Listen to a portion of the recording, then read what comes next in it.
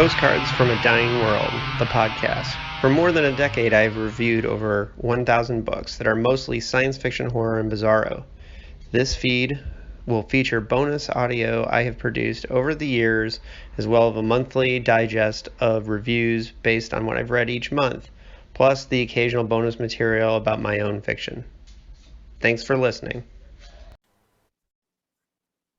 Hello and welcome to Postcards from a Dying World. We are back to talk about Star Trek. Another series finale has been aired on Paramount Plus. So we're going to talk about Picard Season 2. And joining me is my usual cast of regulars, my bridge crew, as it were, for talking Star Trek. Issa and Sarah, welcome back to the podcast. I've introduced you guys a bunch of times now, so I'm going to assume that people know you. And at this point, it's Picard Season 2, and I kind of want to talk about the last time I hung out with Issa or what's going on with Sarah, but I guess we'll get into Picard Season 2 because I've locked myself into doing Star Trek season recaps. And you guys, I think Sarah's going to have to work a little overtime to be the positivity here because... I can do it. All right, well, let's get into it. Picard Season 2. Come on now. I was really excited about this. And I even went back and rewatched Picard Season 1 leading up to it coming out. And I, really enjoyed watching Picard Season 1 again.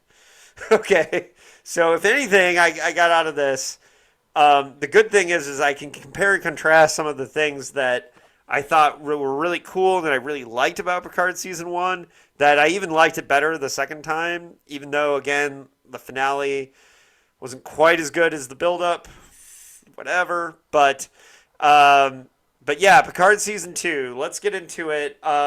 Just overall first thoughts, starting with Sarah, balance me out here. How did you feel about Picard Season 2 overall before we get into it in nitty-gritty? The thing that I keep seeing is that people haven't asked the question, what is the goal of Patrick Stewart for this show? And that's really all that matters here. And has he achieved that goal or not? And it's interesting. I'm interested in like, what is it about Star Trek that he's interested in? What is it about Star Trek that Patrick Stewart is interested in? Patrick Stewart, who has said he's not a huge fan of science fiction. That's fascinating to me, right? And so I think that it's very clear that what this show is about for him is what this character means in his life and what the relationships in Picard's life were most important to him and most impactful on his life. And so season 1 is about his relationship with Data. Season 1 and 2 are about his legacy with the Borg. Season 2 is about his relationship with his mother, which was a wonderful gift because we never had that backstory. We never had anything like that. Picard rarely mentioned his parents at all in all of TNG. And it's about his relationship with Guinan.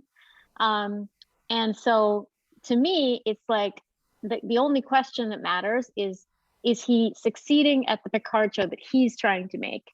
And to me, the answer was yes in season 1, and it's yes in season 2. Issa. That is an interesting take. I hadn't exactly thought about it in those terms.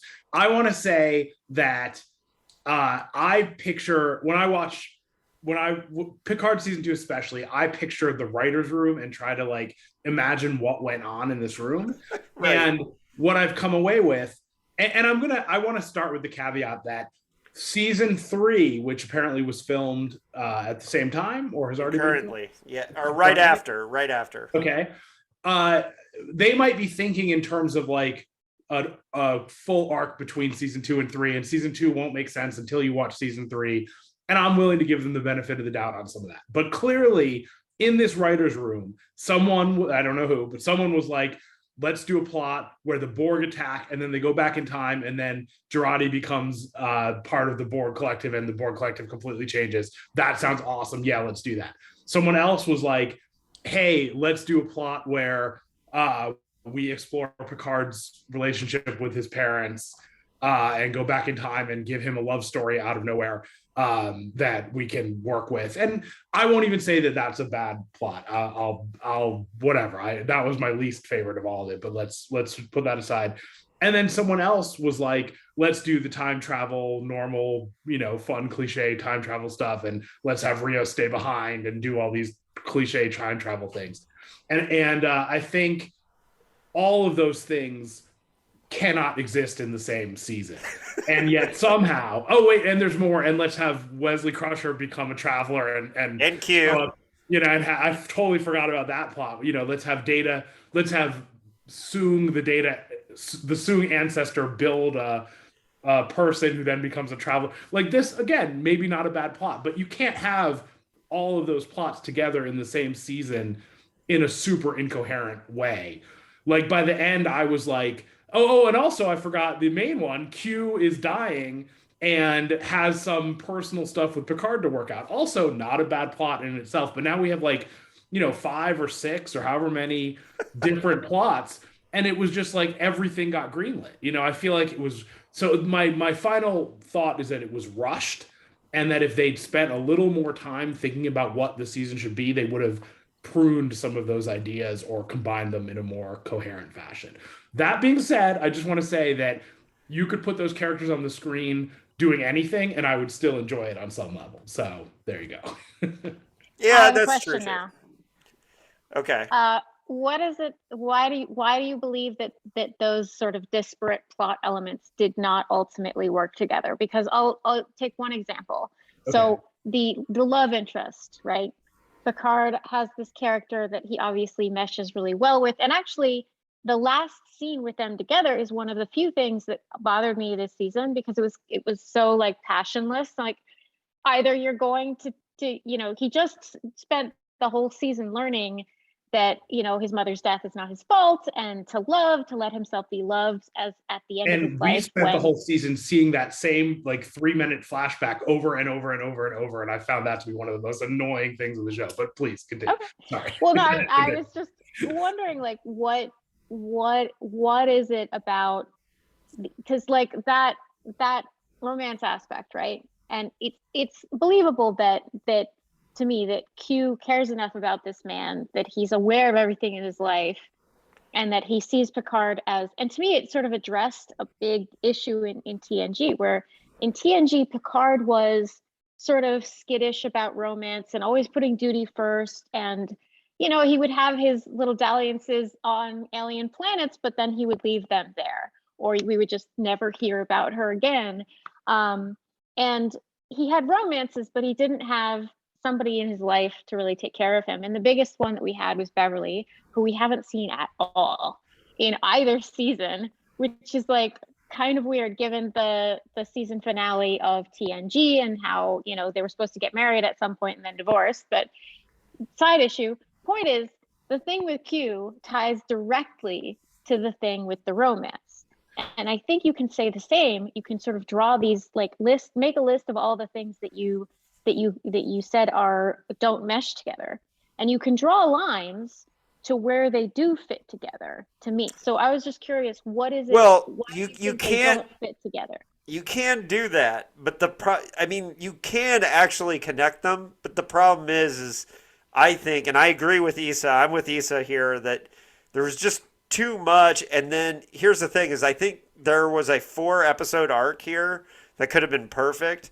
But also, we had these 38-minute episodes in the middle of the season that were just, oh, this is the heist episode that, they were just stretching out the things in the middle. And what I think is, I agree with you emotionally on, Sarah, that there was a good story there for Picard. But the problem is I think they took 4 episodes and stretched them into 10. In my opinion. Hold on. I agree that there was definitely a heist episode or whatever, but I didn't mind that so much. To answer your question specifically, Sarah, maybe I'm maybe I wasn't. I have trouble with week by week shows because I have trouble remembering what happened the previous week and keeping track of everything. But tell me if I have this correctly, right? So Picard had the former Romulan spy woman and her husband, Laris, who were like his housekeepers or whatever at the beginning of season 1. Then he went off to do stuff and they stayed behind, never to be heard from again. Then we find out in season 2 that the husband has died and Picard and Laris are in love, but he can't say anything because he's got emotional trauma preventing him from professing his love. And then we go back in time and we meet a Romulan who looks exactly like Laris, and somehow Picard falls for her, but then she has to die for no real reason that made sense with the plot. And that's our love story. I got 0 out of that. Like that just, did I miss some key point there, or is that what happened? I think that he didn't fall in love with second Laris. I think that he was reminded of her name was love, Talon. But Yeah. I think that she was put there by Q, first of all. I think that was all part of Q's plan from the very beginning, which is why they spent so much time with when Picard went to meet Guinan to talk about his love life. I was like, really? This is why they brought Whoopi here? I hope she does something else more interesting later in the season. But when you think about it, they spent a lot of time in that second episode, where setting this up, where Picard was talking to Guinan about this problem that he has. And so I saw somebody on the socials say, well, obviously, she was put there by Q, and she's either an ancestor, legitimate ancestor of this Romulan woman, or she is a total invention put there by Q to mess with Picard because Picard loves Laris. Okay, so, fair enough. At least that's what I read, and it made sense to me. Okay, I mean that, I don't think that was terrible, but I think if they'd spent a little more time of it on it, someone would have said, you know what, instead of introducing this like Talon past Laris, whatever, we should just have Guinan be the Watcher who's assigned to Renee Picard. If we're going to stick with all the other plot, like make Guinan, who is already a character that we care about and was interesting, make her the Watcher, keep everything else the same, and you could just get rid of this whole, you could take out the whole Talon clone, whatever plot, and it would have been better. Now, the thing I think that makes Guinan, though, like Guinan has always been independent. Like she's not going to work for Earth. Her existence is not to save the timeline of Earth. Like her people are on their own path, And so I she feel can't like be a Gary weird. 7 supervisor. Well, fair enough. That whole, I'm just saying in terms of like who did what in the, they needed some excuse to have some alien tech in the past to help with their whole thing. And so instead of using Guinan, they then found the Watcher who filled that role. And I'm just saying, they could have used a Vulcan, because that would have also fit in the timeline because they have Vulcan Watchers there anyway. Right, and the FBI X-Files guy could have met. We'll come back to him because he was kind of a weird problem. But see, part of my issue with this is that there's a lot of shows that are being produced during the pandemic, and you can't tell that there's no signs that it's being made during the pandemic if you just watch the show. But I think this one, you saw a lot of the production, you saw a lot of the production issues on the screen, and you saw a lot of choices being made that were more a reflection. Casting Brent Spiner is just like, we want to work with Brent Spiner, so we're going to cast this guy as the 13th Soon that looks exactly like the other 13 Soons just because we want to cast Brent Spiner. Right. And, the daughter that he designs it looks exactly the same as Soji, so we have something to do for this actor that doesn't really fit into the plot. And you just had a lot of, for me, one of my problems with the season is you have a lot of round pegs being put into square holes.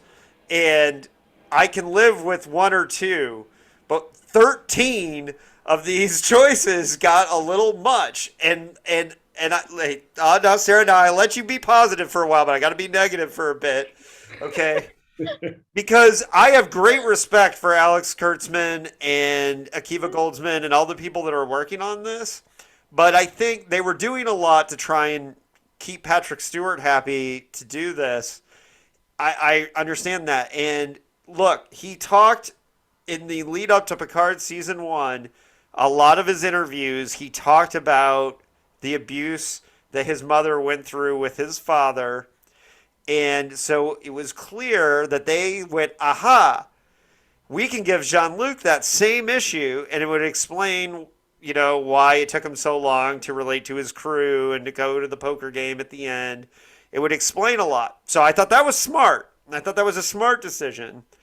But again, you could do that in 4 episodes. Then the whole thing with Q, and we'll get back to this later, but I thought the ending for Q was fantastic. I loved the hug between Jean-Luc and Q at the end, and Q basically saying, even gods have a favorite. And like just the idea that he's admitting to Jean-Luc, I like you. That's why I fucked with you all these years, right? Was cool. And I've got sirens and everything. It's like the world's ending here in San Diego. Sorry. But anyways, I liked those Q aspects. And I understand why they did the storyline with the abuse. And that was fine. But I agree with Issa. You have all these different desperate issues. You had to figure out a way to I thought the Gerardi storyline with the Borg Queen was actually pretty good. I could handle that one. But the whole Adam Soong, the Soong thing, and Brent Spiner and Issa, I don't know her last name, that plays Soji, and like that whole storyline to me was awful, was stupid. It was besides the point. It wasn't that it was bad. It was just that you could remove it and the show would be the same. You know what I mean? And one of the most useless scenes that had me laughing, the worst scene of the whole season, was the drones in the last episode. So like we got to give a MacGruber moment to the 7 of 9 and Raffi and Rios. And the whole time I'm just thinking, 3 minutes, MacGruber. It was terrible. It was awful, and it was useless. They just didn't have anything for them to do, and that's the square pegs round holes. And I'm not saying it's easy, because it's a tough job for a writer. I got to find out a position for everybody. Okay, go. I talked for a long time. Go, Sarah. The thing is with Soong, I just assumed, and this may not be where they're going with it at all, and I could be wrong, but I assumed that Soong was the first, and that he has been cloning himself ever since. And that they didn't say that. They just said he was a descendant. Well, they didn't, but it's possible that they might revisit this in the next season. I feel like with the Khan project. I feel like they are leading up to something else with this character. And I think it makes sense to kind of introduce him in the past if that's what they are going to do. And Picard is weird because, Discovery will often end on a cliffhanger where something will be semi-resolved, but not really. Or, when they launched themselves into the future, that was a big cliffhanger. We had no idea what they were going to do when they got to 900 years in the future or whatever. And Picard, they tend to be like self-contained seasons where what happened in season 1 and what happened in season 2 are not super meshed well together. And I don't think they're supposed to be. But I think that what we might see, what I'm hoping we might see, is that season 3 is tying events from season 1 and 2 together in a really satisfying way. Because one thing I will say about this show is that because it's kind of about addressing and wrapping up Picard's most important friendships and most important relationships, Data, Q, Guinan, they like wrapping things up. They like Picard, or Stewart himself, likes, tying things up and explaining things. So I don't know whether, but that was what immediately came to mind when they used the same actor. Is, they're not saying, oh, this guy, happens to look exactly like future Soong, and not only that, has the exact same skill set. I thought they were trying to set us up and say, this man started cloning himself at some point, especially because what he's doing is super advanced where he is in this time frame compared to where he will be or his ancestor will be or whatever when Data comes around. And I'm not totally anti that, and I think that that's something that season 3 could improve on or make better. And in a lot of ways, if you know the Soon storyline from Enterprise, it makes it a little bit more coherent. But if you know, and that's why the Project Con thing was really important. That little envelope, I can't remember who found it. I think it was, you know, but there was a scene where they showed an envelope that said Project Con in there, and I think that's kind of important, and it's good, and I'm fine. I can live with that. He has the ego for it. I mean, they made him this really egotistical character, and you can totally see him refusing to die and wanting to clone himself in perpetuity. Yeah. Okay, so I want to get into a little episode by episode, a little bit. I'm not going to do each one because it is one continuous story, but I thought the first 2 episodes when we were in this other future, I thought the Stargazer scene, I was really excited to see the Stargazer. I was excited to see Rios, the captain of the Stargazer. That was cool. I liked all the Starfleet Academy stuff. I thought that was good. I thought he jumped to auto-destruct a little fast in that situation, but we had things to do. We had places to go.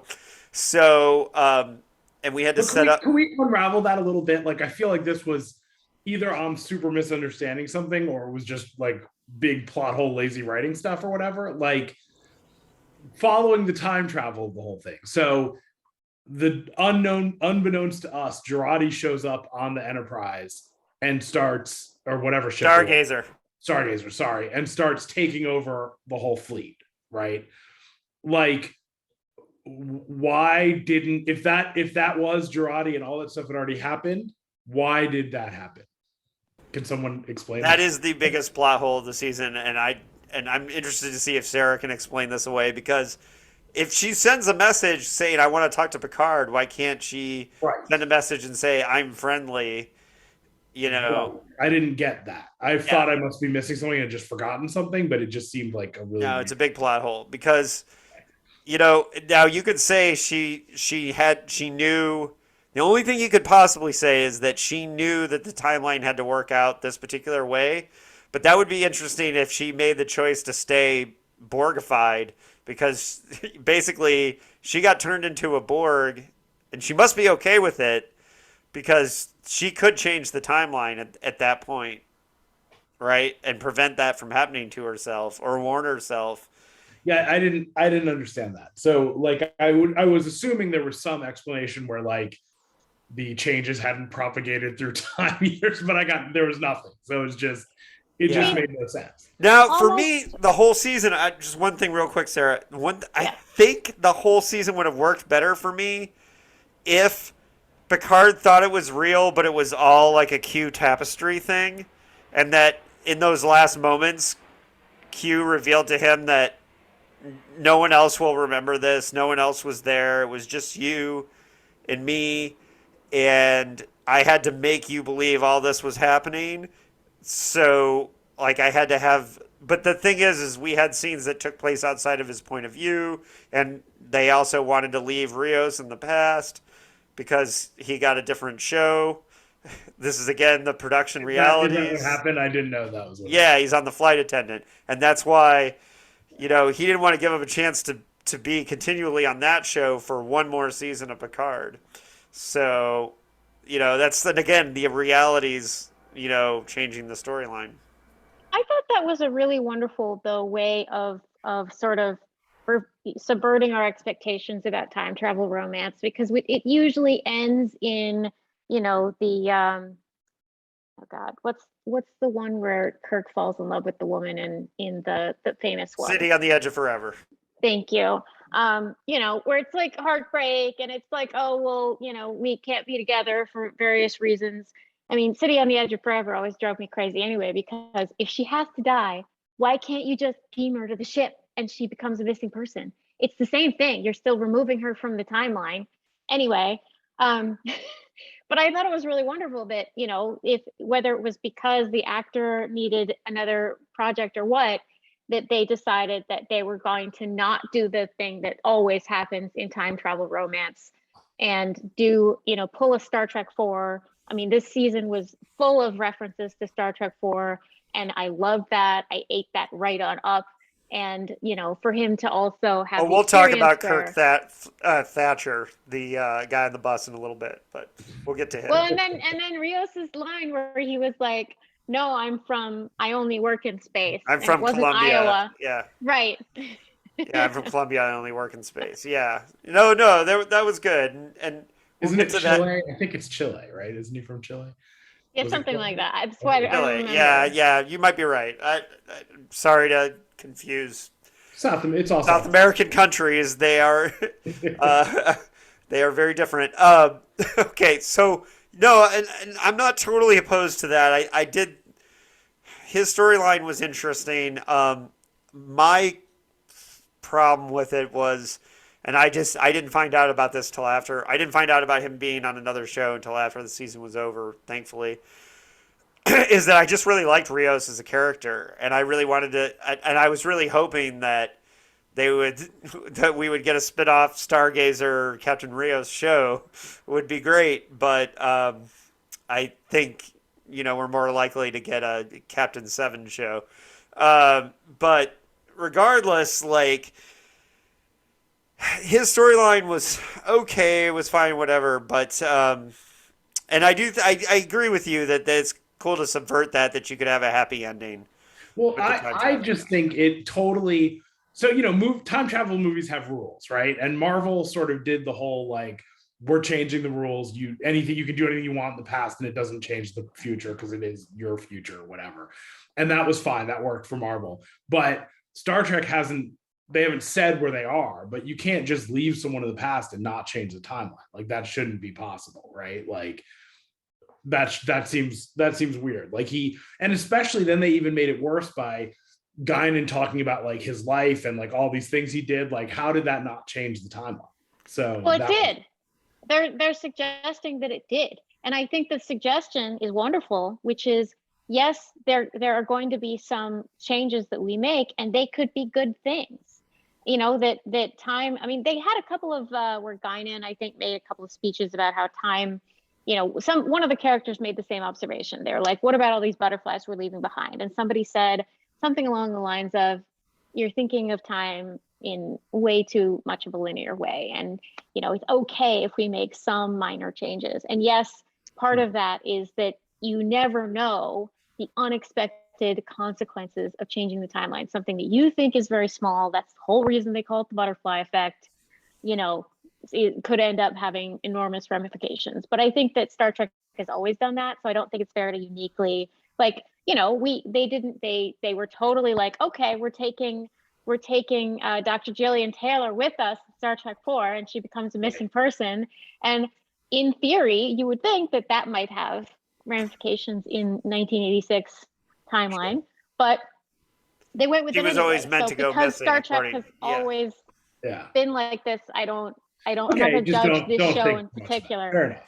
No, and I know a lot of people were upset about the FBI agent who was kind of because that character, the guy who played him, played a officer on Voyager, and a lot of people just assumed, oh wait, he's going to reveal himself to be one of the temporal agents. Mm-hmm. You know, and I do think they missed an opportunity there. That would have made a little bit more sense than I think that storyline. Earth was just a hotbed for, like, inner whatever activity, I guess. Apparently, you know, instead of, like, the Vulcan storyline, I think if he had been a temporal agent who used to work on Voyager or whatever, I personally think that would have been a little bit more interesting than the UFO Vulcans. But you know, whatever. That's neither here nor there. That's not a big deal. But so, what did you guys think of the totalitarian future episodes at the beginning? Because I actually liked those. I thought. Was it more than one episode, or was it just the one? I thought it was just the one. I don't remember, to be honest. It was the end of 1 through the beginning of 3. Okay. They went back in time. My personal feeling is it was fine. It was like your typical Mirror Universe episode. You kind of didn't feel like there was anything in there you hadn't seen before, but it was fine. Like I wouldn't. That was not my problem with the season. I'll say that. Oh, dude, I will say I love the scene with Q and all the skulls and Picard and Chateau Picard. Yeah, that was cool.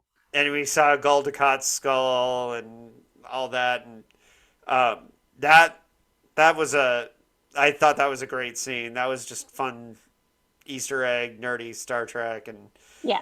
Oh, and you have to remember that, I really do think that when they were courting Picard to try to do this, I think Picard, said, only if we do it my way.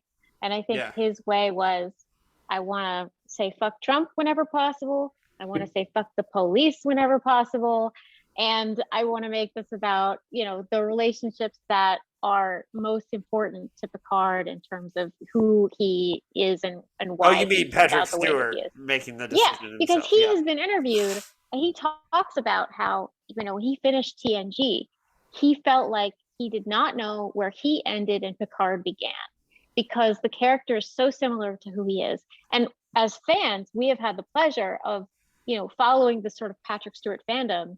And Patrick Stewart is a little more playful than Picard, for sure. Like, there's way more personality there, but for the most part, they feel like the same guy. I mean, they get upset about the same shit. They give impassioned speeches about justice. I mean, when I went to see Patrick Stewart do the one-man Christmas Carol right before the pandemic in this nice tiny venue, he gave a full speech about what was happening in Brexit. And I thought, I'm watching Captain Picard get upset about Brexit. I'm watching Captain Picard get upset about Trump, and it was wonderful. But Sarah, they're not the same people in real life, right? Whereas, but that's what I'm saying. They're blurring the Kirk, lines, example, though. No, Kirk is so different from Shatner. Like, one of my favorite tweets is like, in real life, Kirk would beat Shatner up in an Applebee's parking lot. And I love that. Like, it was the funniest thing I've ever read about the differences between Kirk and Shatner. Yeah, well, I would say that they are blurring the lines, and they were writing this to make him happy, and doing this storyline with the mother was a big thing. Because Stewart also had an abused mom. Exactly. I don't think she killed herself, but she definitely was abused by her husband. His father. And he talked about it a lot in the interviews for season 1 of Picard. There was an issue he was bringing up, and I think that's one of the reasons why they wrote this season to be about those issues. I think, that they knew that they would be passionate for Patrick Stewart. I feel like my biggest complaint about the episodes or the season was that, and I already said this, but I'll try to say it more clearly. The flashback story that they slowly revealed about how his mother died was so poorly executed. Like, I can't stress enough. Like, it was like the same thing over and over and over, way past the point where you already knew what was going to happen, right? Like, we all knew what was going to happen. And movies do this flashback thing where, it's a common thing, or TV shows do it. It's a common thing. You just can't reveal it so slowly. It has to be more mysterious in the reveal, or it just falls flat. Because in the first time you see it, you kind of figure out, oh, she's going to end up dead in that room or whatever. Well, and not to nitpick, but he had a brother, and his if that episode family hadn't been such a great and such an important episode of TNG, I would forgive not including his brother. Right. But not including his brother seemed like a mistake for me. Like, why couldn't they just cast somebody else? That seemed like a pandemic, like, we just don't need to bring another actor and put them on the set kind of thing. Because they did mention that, like, one of the reasons why they wrote storylines for Seven and Raffi to be somewhere else and Rios to be somewhere was to cut down the amount of interaction between the actors, that they gave them different storylines, that was specifically so they wouldn't have to be on set. intermingling like a ton, and because Jerry Ryan talked about that, and I think that started to become a little obvious that they were shoehorning that or they were doing it on purpose. And I don't know, but I mean, I loved Gaius Baltar as I also did not like that choice as captain. Like that. I liked Gaius Baltar as his. I know it's James Callis is his real name, but he's Gaius Baltar to me. Okay. As Picard's father, I thought was kind of cool, but I think it for me as a longtime TNG fan, I felt the absence. I was like, where's his brother? Like, why couldn't he and his brother be like hiding together from the abuse or something? Just bring him in there because he was such an important Isn't his brother older than his brother was older, and isn't his brother's name also Renee, which would have been a nice touch to have him in? No, his nephew was Renee, I believe. Okay. Yeah. Someone was named Renee. I can't remember. Well, because it feels like to me, it's just like, well, if his brother is even 10 years older, his brother's off to college right now. And Sure. so his brother is off, like there's no reason to have him at this chateau. But in defense of the way that they constantly replayed that, I think they were trying to give a more, those scenes were not for us directly as exposition, where like, this is what happened to his mother. Those scenes were meant to convey what trauma makes a person relive over and over and over again. The same small details, the same small bits and pieces of information. And I thought, you know, as somebody who has CPTSD, that was a really wonderful way of unveiling that and discussing that. Like it wasn't like these scenes were not for the audience's comfort. These scenes were to explain how this haunts Picard in a very literal sense, that he is afraid of these memories and he is, you know, has been haunted by them his entire life, which I think is very realistic. And they did bring up, and they did have Picard bring up the fact that he's the last Picard because it was in Generations where he, you know, his whole he goes to Guinan and he's super sad because his brother and his nephew and the family all died in a fire, right? And that whole storyline in that movie is when he realizes he's the last Picard in that movie. So I thought that was a nice callback and it was good. So we've touched on the brother before, and it was funny because when they said one Renee has to die for the other to live, I thought they were telling him like, oh, your nephew has to die, that's part of the storyline or something. I was overthinking that. I didn't realize I actually thought that was going to end up with them bringing Renee Picard to the future, and people would think she died or something. I didn't know. That was my idea. But back to the flashback thing. So I feel like I'm totally drawing a blank, but there have been like 100 movies and TV shows that have used this technique where you have like this like maybe 1 or 2 minutes of footage flashback, and you show a little more of it each time until you finally get to the point in the story where you do the big reveal of what ended up happening in the whole clip. And I feel like they violated the rules of how you do that and pace it out properly, because I just knew instantly what was going to happen like the first time they showed it. And then I had to watch it like 400 more times, it felt like. So that really stuck out to me as something poorly executed. Well, and another feeling that I had watching this season that I fucking hate to admit this. I really hate to admit that I felt this. Because throughout this new Star Trek era, it has driven me insane when man baby fans are like, this is not my Star Trek. This doesn't feel like Star Trek. But when they were in Los Angeles for like, seemed like 1,000 episodes in a row, I was like, I need a starship. I need space. I need to get out of LA. I am really, because the thing is, during this season, I went to LA and I had lunch with Issa, but I was in LA during this time, and it felt like I didn't see that anywhere. I could get on a train and do this without, so it didn't feel special to me at all. After a while, like, yes, it's funny in Voyage Home when they go to San Francisco and they do that, but it's 2 hours and we're in and I'm out. But after a couple weeks of like, it just didn't feel like Star Trek to me anymore. And then I started to think, like, when I'd see scenes with Seven and Raffi in a parking lot in LA, and I'm just like, dude, they literally just got into Uber and went home. The actors after doing this, it's like I had no feeling that they were in space. And I couldn't. You might be overthinking that a little. I mean, I know, I hear what and you're that's saying. me because I went to LA during this time. And shout out to Issa for taking me to Sage. That was a great restaurant. I really was awesome. But my point is that I did the same trip, so like it was just weird to me. Well, Like, I think part of that is, I mean, I definitely miss the being on a ship and hearing the noise. Like that's one of like the comforting things of watching Star Trek is hearing like, the space whoosh noise. But the beeping on the bridge and yeah, exactly. I didn't mind that. It's really hard because I feel like there were a lot of like little things, and it's so hard to. No, I didn't really mind most of those things. Like I didn't mind they were in LA.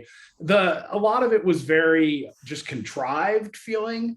Like they definitely, like you said, they drew it out. Like they definitely could have had it go shorter. Like it just wasn't the most compelling storyline that like Q as her psychologist, as Renee Picard's psychologist, is subtly trying to convince her not to go on this trip.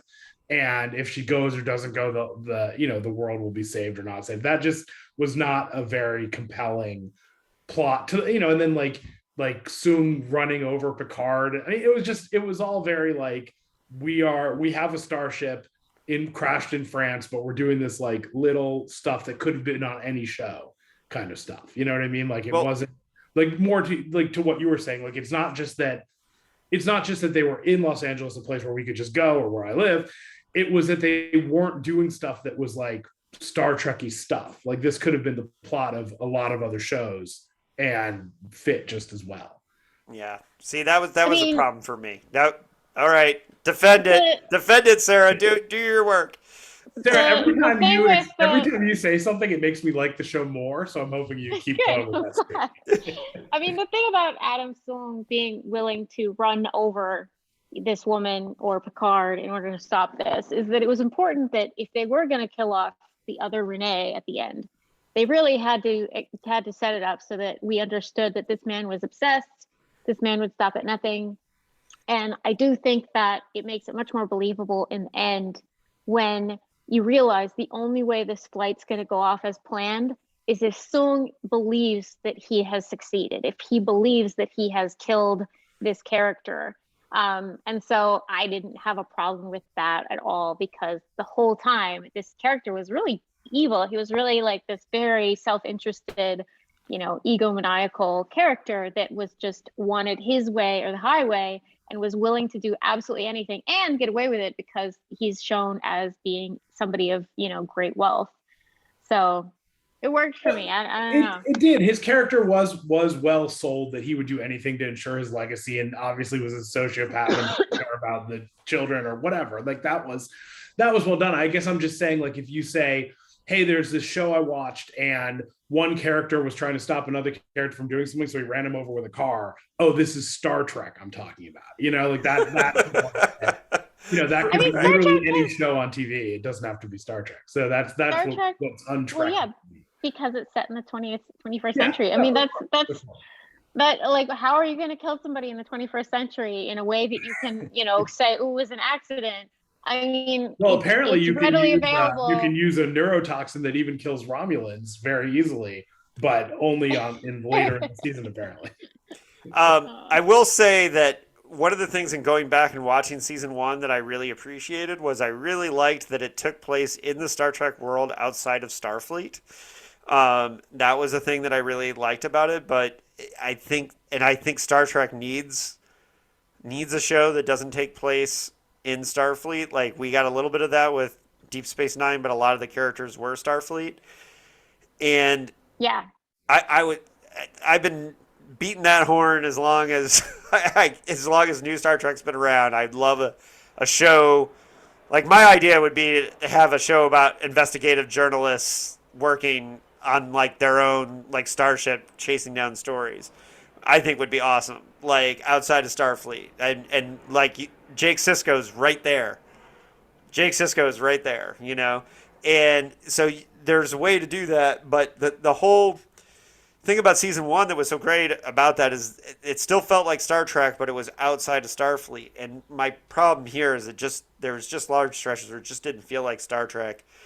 And I hate saying that because I cannot stand when the man babies say that about Discovery or whatever, because I think they're wrong. But in this case, I kind of understood or felt that just because different. When they say that, they mean because there aren't enough white men doing stuff, right? Okay, but when right. You're saying it's not enough space. There's not enough space. I think you're allowed to say that you want to see more things set in space.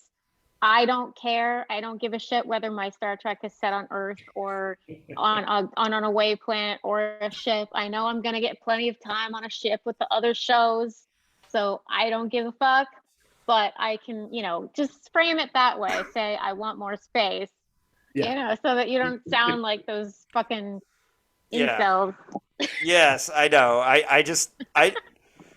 Because I got no problem. I mean, I'm representing Discovery right now. I mean, I like Discovery, and in fact, the longer this season went on, the more respect I gained for season 4 of Discovery for like doing what it did, and I don't know, but I mean, there were things I liked. And first of all, and I gotta say, Ola Brady, who played Laris and Talon.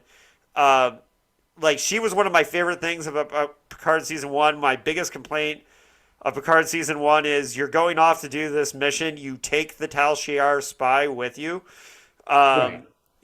And also because, like, if I have a Star Trek crush, it's Laris for sure, because she is awesome on every level. She's 61. I want to know what skin cream she uses. Girlfriend is 61. What the fuck? She's beautiful. Yeah. I'm just sad because 61 used to sound super old, and now I'm like, well, it's not that old. Yeah. Yeah. Like, she's 11 years older than me. Whatever. 18 years away from me. Right. Well, I turned 50 last month or 2 months ago, and now I see everything differently now. So, Yeah, and like Laris is a fantastic character, so I was excited to have, even if it was in a weird another character thing. I think it would have made more sense if it had all been Q, like playing with his mind, but whatever. The whole I think they did address that, though. I think that was a nice touch, even if it's just a way to shut up people who are going to complain about plot holes. The fact that Q was not really omnipotent, or as omnipotent as he usually is, because he's dying, I think that helps explain some of those holes a little bit, because he can't just do anything for this. It costs him. That's true. And I will say that, just nerding out on performance, I went back and watched a little bit of the finale. I didn't watch the whole thing, but I watched a couple of the last scenes.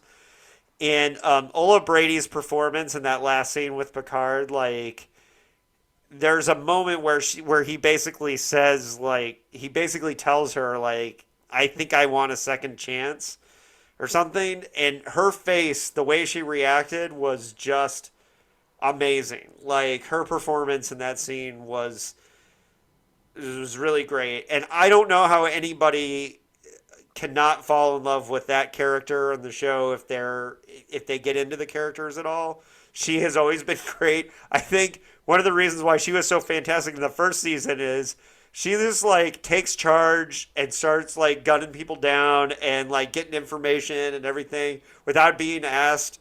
Like, she's such a great character, and on top of that, she just really cares about our boy Jean-Luc, so we like that, right? So she was great. And I really hope she's in season 3. If they screw that up, they might, because they might be more concerned about Beverly. We do know that Gates McFadden accidentally let the cat out of the bag that she did ADR on 6 episodes. So we know that she's in at least 6 episodes. Well, and they had the announcement where they came out and they said, basically most everybody is coming back. And at the time, people were like, "Where's Will Wheaton?" So now that answers, that question. We'll get to that in a bit. Now let's talk about some of the Voyage Home stuff. We talked about it a little bit. Kirk Thatcher coming back to play the punk on the bus. With the new version of the song, that was nice. Yeah, he recorded a new version of the song. Yeah, that was great. Yeah, and that whole scene was great. It was stupid, but I loved it, and I loved every second of it. I saw so many memes about it that I now forget what was actually said in the real version. But it was, that was entertaining. I didn't see memes about it, actually. Like, I saw an interview he did afterwards about how excited he was to come back, and then they let him re-record the song and all that. And, nice. Yeah, no, I think there was a lot of like Enterprise theme lyrics thrown in there and stuff. Okay, got it. Yeah. Yeah. Oh, yeah. You got to be on Star Trek shit posting. It's where all the magic happens. Yeah. Well, yeah, I did miss that. Okay, but that whole cameo was great. The Rios line, the "I only work in outer space," that was good. Look, I know we're all fans of the one with the whales, so like I think we all appreciated that. Like, yep. And I'm waiting for Paramount to officially release a Blu-ray with the title "The One with the Whales," because I mean, I think they should spend their effort making their stupid Paramount Plus thing work better, because I have so many problems every time I try to watch anything on that. So annoying. Well, that too, but so all the tributes to that, I thought that was good. Bringing it back to our time, I was a little bummed that they were in the same year that Sisko and Julian Bashir came back, and they didn't do more with the Sanctuary stuff, because it was timely and was fitting. It would have been a little less on the nose than the Rios ice stuff, which was great. I love the ice stuff. I thought that was great. Like, it was good. But people were pissed. Oh yeah. I'm surprised. I'm on Twitter and I'm shocked at how many conservative Star Trek fans are still watching this show. Like, you've been the butt of all of our jokes for 50 years. Why are you still subjecting yourself to this and expecting it to be different? That's the definition of crazy, is doing the same thing every time and expecting this time will be different. Right. And they were so mad about the ice thing. And I'm like... But also, it was such a realistic depiction. You know what I mean? Like, what are you complaining about? That's exactly what's happening. Well, it was funny how many people thought that the Watcher was going to be Sisko, and I was like, Avery Brooks is not coming out of retirement.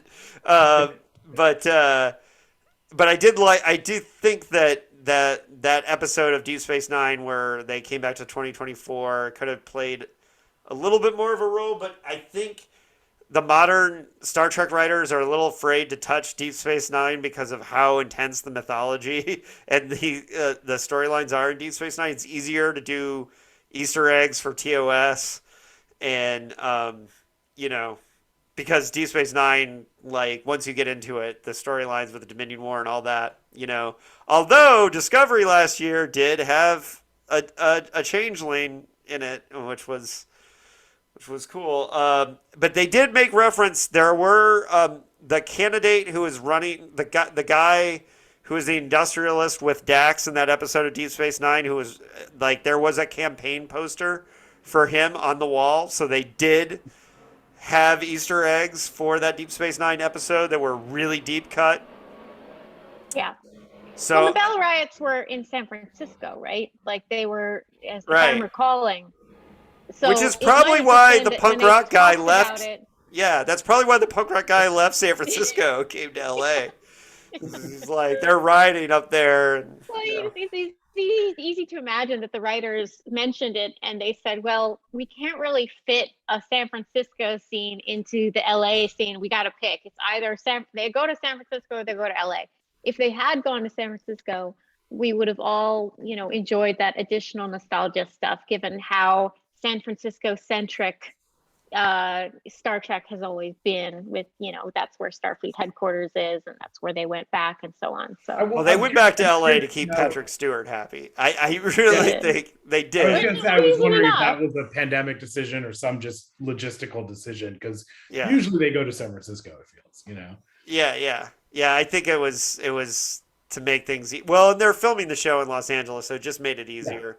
Yeah. Right. And I think all along that's part of the decision. And well, there's also, there's if they had dealt with the Bell Riots timeline or storyline specifically, then I think it would have worked. But because it's like LA really is sort of where you want to tell the immigration story they were going to tell, because in San Francisco, it's tech bros just everywhere. Right. And technically they wanted to have a rocket launch nearby and stuff, so LA is a better choice than San Francisco. Now, the Borg Queen aspects of it all, like the hijacking the Borg Queen from the one other thing about the future, the totalitarian future, I did like all that stuff. I'm not a huge mirror universe guy. It's not one of my favorite Star Trek storylines. But I did like some certain things. It was weird that Seven was the president. Whatever. Soji's dad playing Seven's husband in the future was weird and cool. He's a good actor, so that was fine. Now once they steal the Borg Queen, we have this ongoing storyline with the Borg Queen. I wasn't entirely on board with her performance at first because I love both the actors who played the Borg Queen before, but it grew on me, and I felt bad for the actress that she was basically chained up for the whole season, for her time. But I do think she sunk her teeth into the role, and it was good. And I did like the storyline between her and Gerardi eventually, and so I could work with that one. But again, I don't know how it fits into the greater piece, but on its own as a storyline, I kind of dug it, and her kind of turning into the Terminator towards the end was, but I liked the interplay with the two actors, just on a minute to minute basis, right? So yeah, without the singing, it was fine. I liked without the singing. Yes, the only part of the thing that I didn't really care for, but I liked the relationship. I liked the back and forth between the two of them. I liked. I could have seen more of that for sure. And I did hate the singing. It has a long history of people bursting out into song. A long, but how adorable, did the spotlight know to turn on her on the balcony? History. I'm with Issa. Because the Borg Queen made that happen. No, come on. Look, that's on Jonathan Frakes, who I generally think is a great director.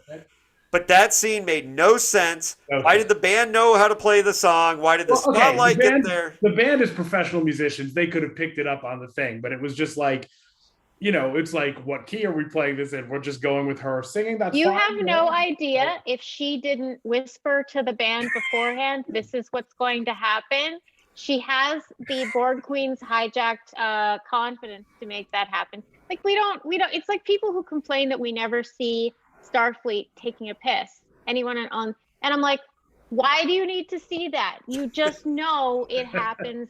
If you can imagine something happening off screen and then ask yourself, now, if you're the director, do you need to see that? Do you need to see Agnes whispering on a side to note, the guy who does the band? On a side note, one of my favorite things about Edward James Olmos is that there's a famous story about how for years on Battlestar Galactica, he was trying to get a bathroom scene. He wanted to show somebody taking a piss on that show so bad. And in the last season, he directed an episode, and you see Adana, on the toilet. And he fought tooth and nail for 3 years. Sometimes there's a hill you got to die on, Yeah, he wanted that toilet scene so bad. I love that he fought for it. And he had to direct the episode to make it happen. The scene that jumps into mind when I saw the song thing was Back to the Future. Michael J. Fox goes to the musician, says, "All right, guys, 12-bar blues. Watch me for the changes. Try to keep up." That was a silly movie that was funny. the idea that in the off-screen Gerardi went to the musicians and was like, hey, I know we're at this fancy party and you've never met me before, but check it out, we're going to do this new thing. We're going to do Pat Benatar and like exactly. So yeah, that just, to me, it was like one of those moments, much like Baltar being Picard's dad, where it just like took me out of the show. You know, like I was absolutely. like, now I'm watching. You've convinced me on a lot of things, Sarah, but you are not going to convince me on the song. The song was bullshit. I will create a thread for you of all the times when a character bursts out into song, because to me, I was like, oh my God, this is such a Star Trek nerd thing. I love this. And why that song? Like, I love the song. I actually like the version of the song and the performance of the song. It just seemed like it didn't make any sense. I could tell you that. I read that they originally wrote it as Nina Simone. A Nina Simone song was in the script, and Alison Pill thought that might not come off well as a white lady singing right. it. Okay. Yep. And I would love to know which Nina Simone song it was, because I'm a huge Nina Simone fan. Yeah, so she apparently she chose the song. She was having a meeting with the producers and with Jonathan Frakes, and when they were setting up the episode. So I knew she was a good drummer from her previous work, but I didn't know she could sing. I mean, the other thing that I really liked about that scene is that, you know, if you've ever, you know, like if you have introverted friends, or I'm very introverted myself, I find that hard to believe. I know we barely know each other. You do not see that. I totally am in real life, but in person. But like, what I loved about that scene is that you have this character who's already brilliant. You know, she's got all of these talents and skills, and you know, she's a brilliant mind. She's also a very troubled mind. She's been through a lot. You know, she's obviously still haunted by the things that happened in season 1. And, you know, it's kind of like this moment of the Borg Queen giving her this sort of like the trope of the teenage girl, the teenage nerd who gets a makeover, and all of a sudden she's full of confidence and she looks beautiful. Where you see a side of Gerardi that she could never have brought out herself.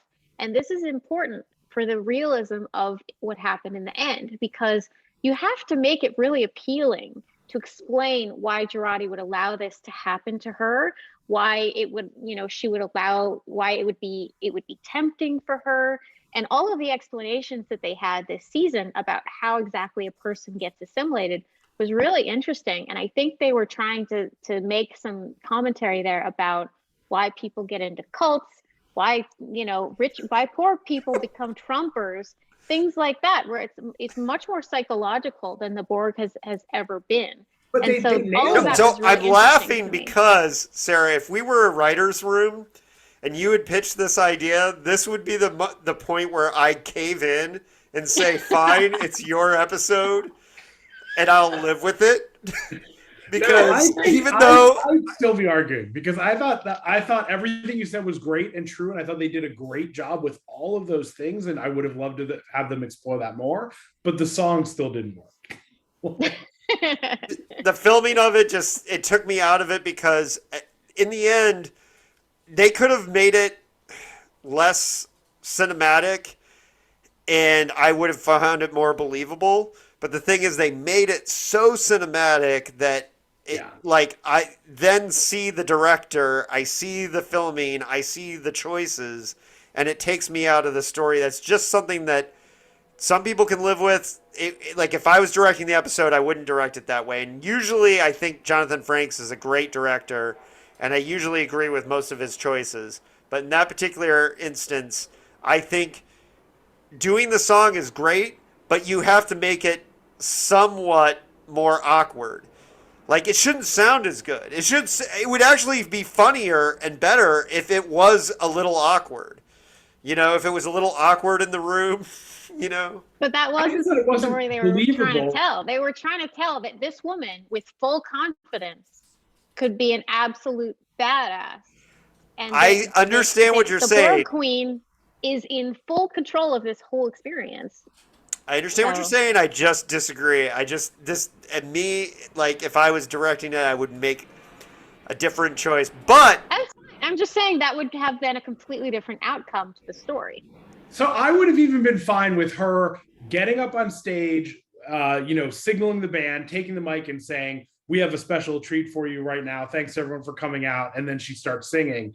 I just didn't like that she comes down the stairs and a random spotlight shows up on her, like suddenly we're in a musical. Like that, how did that happen? Like that didn't. But you're asking for exposition, and any time that you're asking for exposition, you have to ask yourself, do these details actually matter enough to the plot that they're worth having to outright tell the audience what's happening? I think that would dumb the story but down. I think that for me it does matter because I want to believe this world consistently. Like, I believe in Star Trek because for years I've believed in the consistency. I know that there's still Spock's brain and there's episode that, there's things like that. But for the most part, I just want a consistency where the world is all like, if I'm in a David Lynch movie, I expect stuff to get wacky and weird and surreal, but I'm in Star Trek. So I agree with Issa. I understand what you're saying, Sarah. I just disagree. But here's the thing. I'm fine with not liking every moment of something. Like, I can get past that. Like, that's fine. There was plenty of discovery. Like, I didn't like the pacing of how they unveiled the book Burnham storyline, but I still enjoyed the series overall. I would have done it differently, but that's okay. And that's fine. I hate unnecessary exposition. I hate it. No, I do too. Like, and I wasn't suggesting that she should have said a lot of stuff. You show, not tell, right? Like they should have shown how it was possible that this whole cinematic production was put together. Like, they could have just scaled it down. It wouldn't have taken away from the singing or anything. Just don't have her come on the balcony and have a spotlight hit her. That's clearly been pre-planned. I think they just didn't imagine that anyone would actually take this seriously as a plot hole, because there are so many ways that you can explain it with, there aren't really that many ways you can explain it, except she went off screen somehow convinced. No, it absolutely broke me that morning when I watched it. It broke me from the story. Like, why is there even a spotlight set up to be able to hit that spot on the stairs, right? Like there's because a stage the Borg Queen arranged it. That was her whole deal. She understands this world. All right, listen, we could argue about the stuff, guys. We could argue about the singing scene forever, but okay, so one more thing on the singing scene. I just want to say that I love Alison Pill. I loved her singing, and I actually really liked the version of the song too. So that's separate from me feeling it was out of place, but I really enjoyed it. Yeah, and I thought Alison Pill was great in the season. And as far as a conclusion for Gerardi's storyline, I think it's a really interesting decision to make, and it's interesting to have a character basically make the decision like, she probably could have found a way to escape the Borg and overpower her, but she, like you said, Sarah, she made a choice to do that, and that's I think it's a cool choice, too. Like, I really like that. Like, I think that a lot of people would make that choice. Yeah, and it's the opposite of Seven, who's completely tortured by her time in the Borg. And I think it sets up an interesting thing where if they do give Seven her own show, her and Gerardi could have an interesting dynamic, because Seven did everything she could to undo the Borg from her life, and Gerardi makes that choice, and that could be an interesting complication in the future. And maybe, hopefully, if we get a Fenris Ranger or a Captain Seven show, something, we see Alison Pill again. And I thought she was. Oh, sorry, but let's not underestimate how big a deal it is that now in the present, the present future of Star Trek, we have a Borg that are a voluntary collective and a force for good. And right? are seeking temporary or emergency membership in the Federation. Yeah. Like, that's awesome. Yeah, and that could send shockwaves through the Star Trek storyline for sure. And that is a cool storyline, and I did like that. So I thought that was really cool. Yeah, and like I said, I think there are 4 episodes worth of really good story around all this. I thought the car chase in LA was a little silly. I thought it was cool. Look, my childhood crush was Leah Thompson, so the fact that she directed 2 episodes of Star Trek Picard was super cool. And had a cameo.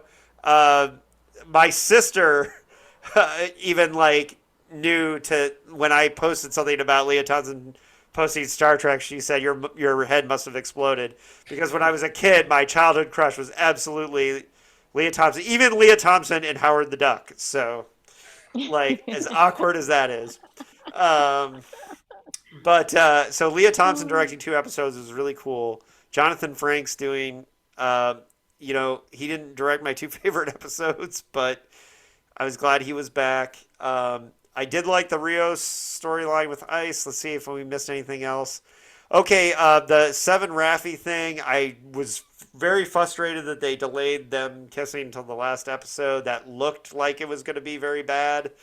Like, as far as, like, not showing their relationship be for real. What do you guys think about the relationship in season 1? Because I'd completely forgotten that. I didn't see that coming or whatever. I'd just forgotten. They just showed them holding hands in the last scene.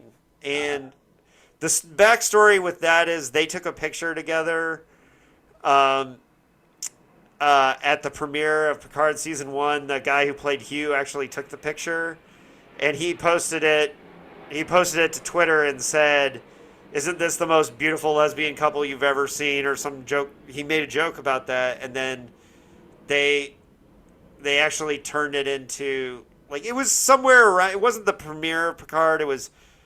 It might have been the premiere, but they went back and filmed the scene of them holding hands to add to the end of the season. And then there is apparently a Star Trek novel that involves their relationship that takes place between 1 and 2. And so I don't know how I felt about them, like, basically, like, teasing the whole thing, and then basically having them kiss at the end. I kind of feel like Discovery has, like, already, like, we're, Stamets and Colbert, like, they're full on having relationships. We have, trans and non-binary characters. Like, can we just not mess around with that? Anyways, I'm glad that they showed their relationship in the end, but I felt like the teasing of it was a little weird. They were implying that whole time that they had dated and between season 1 and season 2 and then broke up. Yeah. And I thought that was great because then you could see them as, the 2 characters who are clearly still have feelings for each other, but they also have become sort of, they have that sort of old married couple fighting that goes on between them and little digs here and there. And so I felt like that was a fairly realistic depiction of what that relationship would be like. Because if everything was just adorable and they were completely in love, then it would be a little bit too much like Colbert and Stamets. And, I think that it was different, and I appreciated that. Okay, and then I don't know if I'm missing anything, but then so the wrap up. Okay, so we have the episode that I thought was really silly, where we get the minions created by the Borg Queen, the Navy SEAL minions or whatever, and have the shootout, ridiculous firefight scene at the Picard mansion. Like, that felt very extra to me, like totally unnecessary.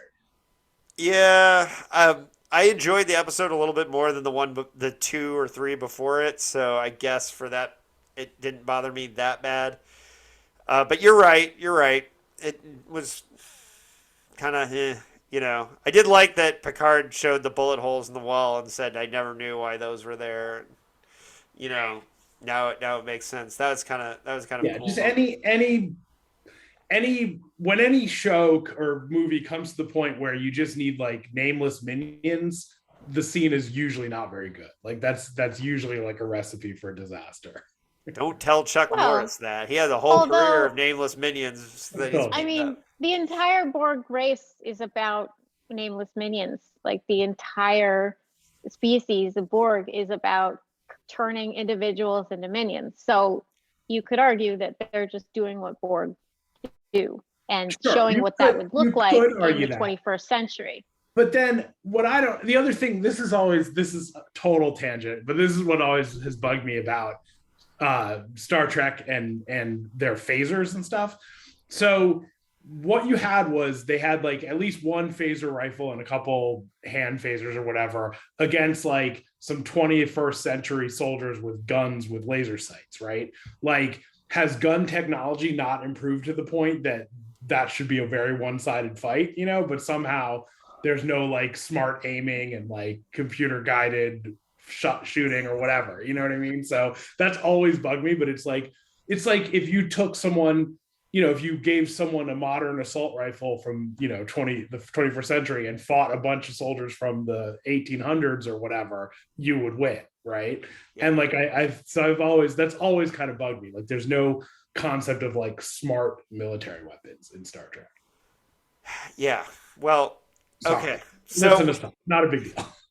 So we get to the finale, and I will say that the launching of the Europa mission and that whole part really didn't do much for me. I was just kind of like, whatever. We had the Rio 7 3 minutes MacGruber moments that that drone thing was definitely standing out as ridiculous. Yeah, and there was a lot of MacGruber moments in this season altogether, but yeah. So there was that going on, but then at the end, I think. You know what's funny is a film critic that I follow that I really like, Jacob Hall, who does the Trekking Through Time and Space. He has a podcast where he's teaching Star Trek to a Doctor Who fan, and a Doctor Who fan is teaching him Doctor Who. It's a great podcast called Trekking Through Time and Space. And Jacob Hall is the Star Trek fan teaching Doctor Who. And he's a film reporter, so he gets all the Star Trek episodes like ahead of time and is able to watch them. In his review of the Picard finale, it was hilarious. He said,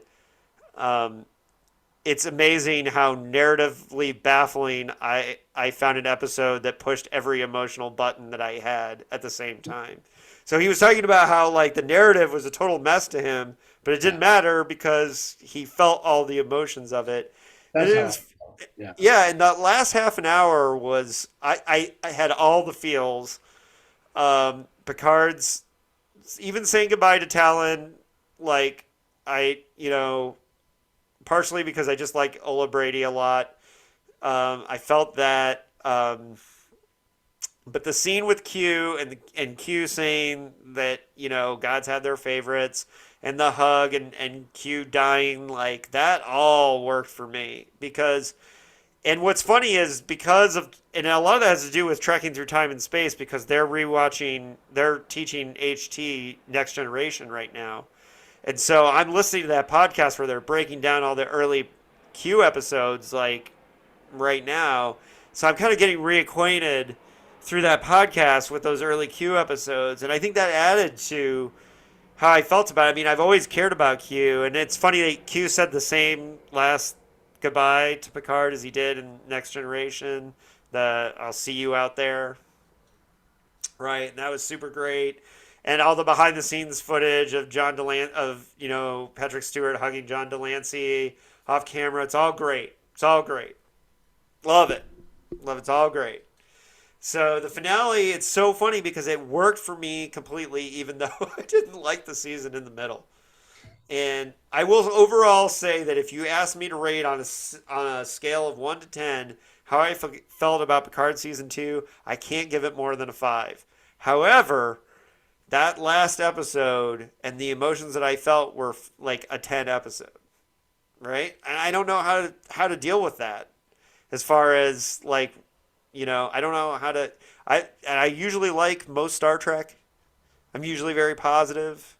So I have weird feelings on that. So now I've gotten to the end. Sarah, how did you feel about the finale? I loved it. I totally cried. And I loved the idea that, of really wrapping up the whole thing with Q so that it's this long story beginning at Encounter at Farpoint. I love that. I have a very clear memory of watching the pilot when TNG came out when I was 8 years old. And so for me to be a 43-year-old woman watching this story that started when I was 8 be resolved in this way and confirming to the audience that we've always suspected that Q loved Picard on some level, that he thought he was special. We always had that idea. And the whole season was about why was Picard special? And there was, the really beautiful verbiage between him and I think Talon when, she's like, you took this one hurt and you saved billions with it, that he became somebody who saved everybody who could for the rest of his life because he couldn't save his mom. And I'm just like over here, like just totally blubbering. Not just really in this beautiful adventure, but all of his adventures, all the lives he's saved, all throughout everything. Yeah. And I think there is room in Star Trek for different storytelling styles. And I think that it's clear. And this is why I started out by saying, this show makes perfect sense if you look at it from the point of view of what is important to Patrick Stewart. And what was important to him is telling the stories of how these relationships ended up and, why he is the way that he is and all of that stuff. And I don't really think that he gives a shit about whether or not the details make sense to every nitpicking Star Trek nerd. And I think that we will have Star Treks where it's helmed by people who do care about that stuff. I can totally see, once things start to filter down a little bit, like the fact that we have, I don't know, I've lost count, 5 Star Trek shows in production, in active production right now in history is extraordinary to me, absolutely amazing to me. But I could see at some point they might decide to make a Star Trek that's more like The Expanse. They might, do a sort of Star Trek they show should that's hire set... me.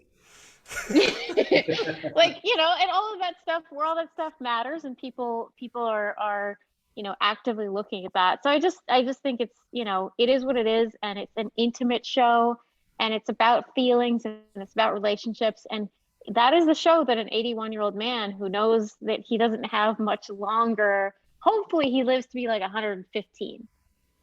But just in case that doesn't happen, he's wrapping shit up. It's the same reason why Patrick Stewart is working on his memoir right now, And I think it's the most wonderful gift to Star Trek fans to be told the story of not just what happened to this character based on some writer, but what happened to this character based on or written by the people who love him most and the actor who's so attached to this character. You know what was one of the best moments of this entire season that's super underrated is when he first brings Talon back to the La Sirena and they're dragging the body of the French cop through the ship. And then he's like, I love that. He's like, I'm sure there's a really great explanation for that. That was so funny. That was one of the best moments of the entire season. And Patrick Stewart played that so wonderfully. And yes, and I said this season 1, and I absolutely, totally, 100% mean it. I love that they allowed him to be 81 years old. That they allowed him to be an old character, that he's not, and that's why he had this other crew, and it is said that we're not going to, we're still going to have Raffi and Seven, and I believe we're going to have, but they're paring down the crew for season 3 to bring, and yes, I'm excited to see Worf and Geordi and all those characters come back, but at the same time, like, I do like the characters that they created for this show. So, and I hope that Eleanor's not coming back either. We are losing Eleanor. Yeah, which is too bad. We didn't get much of him in this season either. No. Yeah, the holographic ship defense system was cute. I enjoyed that. That was funny. Yeah, that was a good moment. I liked Raffi like having, even though that hologram didn't care, that she like had to express herself in that way. I thought it was a cool moment. Like a lot of people didn't like that, but I did. Issa, feelings on the finale? So I liked it. Honestly, like I liked that episode. I liked the whole season more after hearing Sarah's take on everything. Like it's definitely like I probably wouldn't watch it again, but now I'll go away with like a slightly better feeling about it or whatever. Excuse me. But I agree. The way that I sort of have thought about it, like I said at the beginning, I could watch these characters do anything and I would enjoy watching it. A Fish Called Wanda, one of my favorite movies ever. There was a big discussion over whether they should do a sequel or not. and everyone was kind of like, we can't do a sequel, it was perfect, let's not mess with it. But all the people got together and did a new movie with where they all played different characters, and it was a completely new movie. And now I've completely forgotten the name of the movie, because they like open a zoo or something, but there's another movie called We're Opening a Zoo, and it's not that. So whatever. I don't remember the name of the second one either, but yeah. But it was cool. It was like you liked seeing all the same characters. It worked well. It wasn't as good as Fish Called Wanda, but it was like that's sort of how I feel about Picard. Like it was, I don't care what these characters are doing. I just want to see them do stuff. Like it's cool. Like, so I'll definitely, I'm a little like, just go big, stepping back for a second. All these franchises, like all of which have been like some of my favorite franchises throughout my life. This would be, Star Trek, Star Wars, Marvel, and DC. They've all got their own little universes now, and they all put out like tons of content. And honestly, no one has really figured out how to do it really well yet. And I think we'll see what different levels, but I think like this whole concept of like you have to watch every single thing and you have to love every single thing isn't going to be the answer, because not everything's going to be right for everybody. And so I think with something like Picard, I have to be willing to say it wasn't exactly what I wanted, but I enjoyed it fine, and maybe I'll never watch it again, but I'll keep watching the universe, and I'll know what happened in that episode enough in that season. Well, and that's how I feel about Lower Decks. Like I'm not a big fan of Lower Decks, but I'm happy for the people who love it. And I'll watch it once, and I'll laugh at the Magatu episode, Yeah.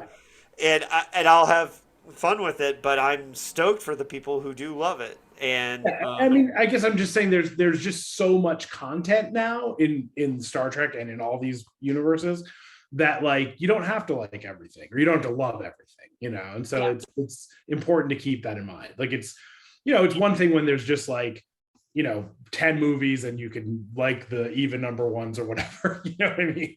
But it's like now there's like hundreds and hundreds of hours of Star Trek, and you don't have to love all of it, which is fine.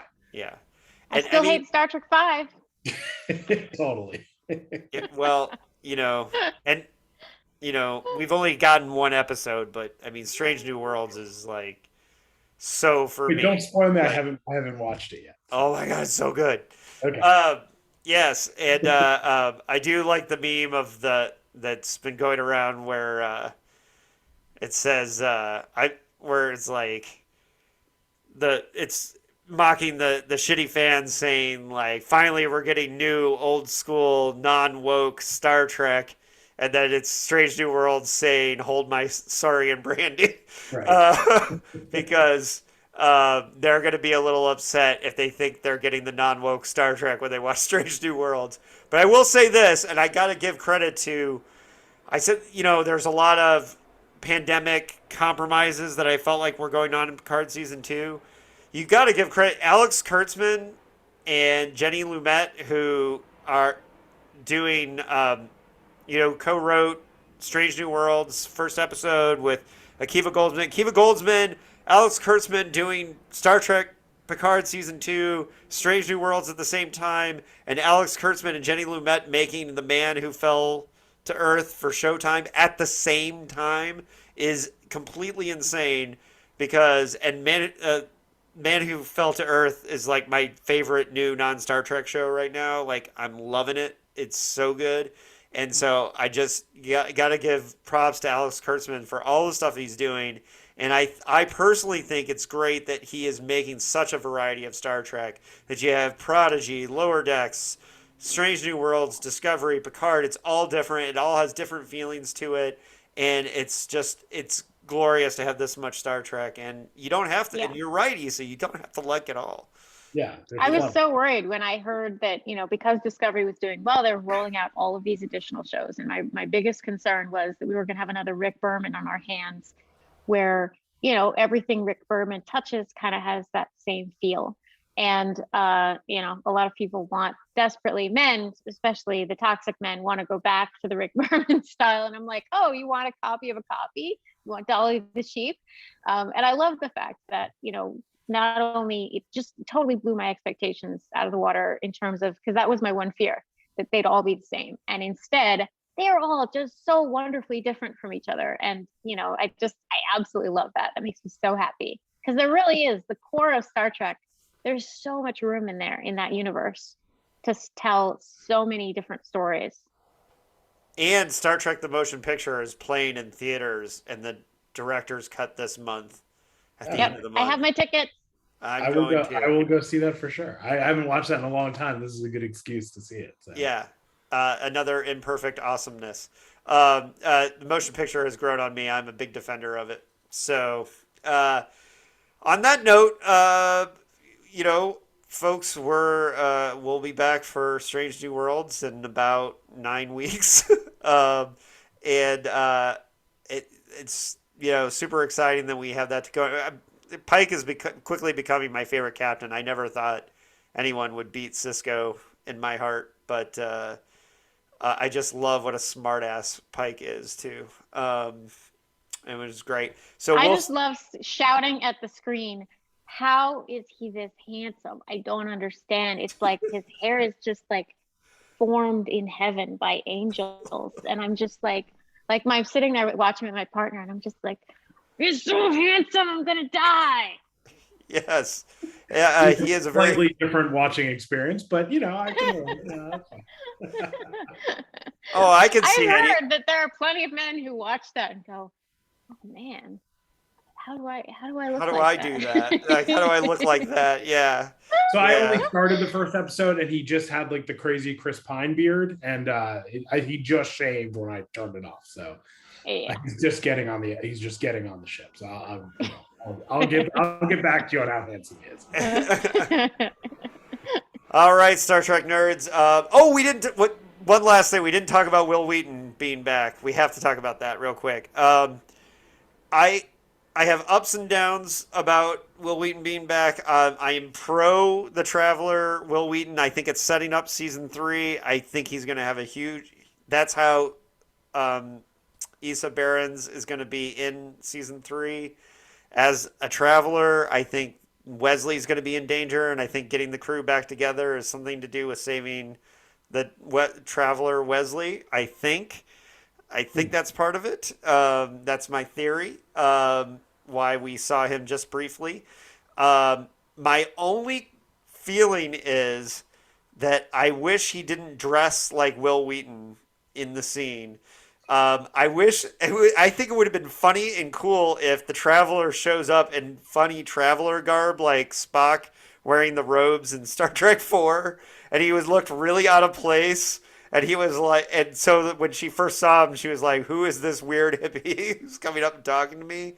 I think that would have been slightly better if they had done that, because part of the problem is that Will Wheaton's so obviously stoked in the scene to be in the scene that he could barely contain himself. And because he just looked like Will Wheaton, I couldn't divorce Will Wheaton from that moment in my head. And I think if he was dressed like the Traveler and not like Will Wheaton, I would have bought it a little bit more, and it would have been better. And it would have been great to just have this weird hippie guy in like this weird Traveler outfit. It would have made more sense. It goes to what you were saying before. Like, I feel like I can go out in LA and just run into Will Wheaton looking like that. Like, but yeah. I totally understand that probably the in-universe reason would be the same reason why they all had that scene where they're like, all right, what do we have in our closets that looks vaguely 21st century, Right. But at the same time, I totally agree with that. I think that it did feel like it was Will Wheaton talking to her, not the Traveler. But I agree that I think they're gonna, I don't think they did that just to throw us an Easter egg and then we never hear about him again. It's either going to be that there's going to be, he's on one of the shows, or there's, with all the new Star Treks out there, maybe they're going to do a Traveler show. I don't know. Well, no, and Akiva Goldsman said that on the Ready Room, is that the different writers' rooms were fighting over who got to use Wesley Crusher as a Traveler. That they were literally fighting over, because he could be anywhere. He could be in the 32nd century. He could be, yeah. And but my theory is that how they're gonna pull it all in is that that's how Beverly's gonna show up on Chateau Picard's doorstep and be like, you have to help Wesley. We have to help him, and adventure ensues. Um, but I could be wrong. But that's just, when do we get season 3? well, it's already wrapped there, and Gates McFadden gave up the ghost that they're doing ADR already. So probably next year, but and it's different showrunners. It's a different writing team as season 2. That most of the team on season 2 went to Strange New Worlds Okay. right after writing season 2 and season 3. And yeah, so we'll be getting it soon. They filmed it back to back, but they divided the writing. That's why there's a different team. And and all along, the crew for season 2 said it was a standalone story, and that each season of Picard can stand on its own. So, so we'll see. But this is obviously the ending, and it's going to bring everybody back in. And we have seen the one scene of Riker and Picard standing side by side, and that's it. That's all we've seen. So, but it has wrapped filming. And we know Jerry Ryan's in the whole season because she was the first one to post a thing on Twitter saying it's a wrap. So I doubt she would have done that if she wasn't on the set the last day. So, but I already know I'll love it. Even if it's not good, I'm gonna love it. Right, me too. All right. Any last words, Sarah? Starting with you. How can people find you? What do you want people to know? Anything? Twitter or Facebook. I spend more time on Facebook than I do on Twitter. Spend 5 minutes a day on Twitter, if that. So. Issa, any fun projects? I'm doing nothing. I got nothing. I've I didn't have any blurb prepared to try to pitch anyone on anything, so I got nothing. But I'm just sitting at home watching all the different Star Treks. It's great. Yeah, well, now that I know about the Star Trek archive at UCLA, yeah, see you soon. We're gonna have to have another hangout when I go up and dig through the archives. You guys have no idea that when I started going through that archive, it has so many of the correspondence and things. And one of the funny things is that on each episode, like they'll have DeForest Kelley research, Leonard Nimoy research, and they have pages of notes that the actors write to Gene Roddenberry asking questions. And that would be so much fun to search through. Oh my God. Well, Sarah, you planned a trip to LA. Yeah. We'll do a I podcast can come anytime. I am an independent free agent with, more disposable income than we probably is healthy to have. So I can come anywhere, anytime. Well, see, the thing is that when I do it, I need to take insane amounts of pictures of research materials to look at later. So, like, I'm looking for people to go with me. So I might have to. I am not. That is not my cup of tea. But that is not your cup of tea. But you could go have dinner with us afterwards. Yeah. And I have been meaning to visit my friend in LA. So there you go. Yeah, we should talk. The Star Trek archives. If you look at it, it's insane. They have all the unproduced episodes, and just for what I saw of Fullerton, when I looked at the Doom, because Norman Spinrad donated the Doomsday Machine episode notes. Between the first draft and the second draft, there's 16 pages of notes from Gene Kuhn to Norman Spinrad on things to change, including Spock wouldn't say this, Spock would say that.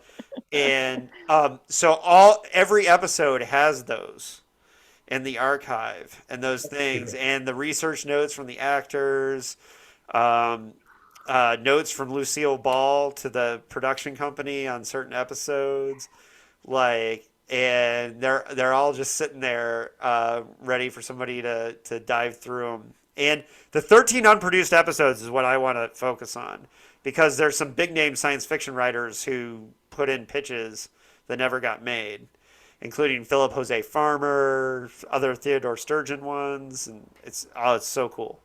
So yeah, so folks, I do already have the unproduced Norman Spinrad one, so look out for articles on that, because I'm going to be writing one soon.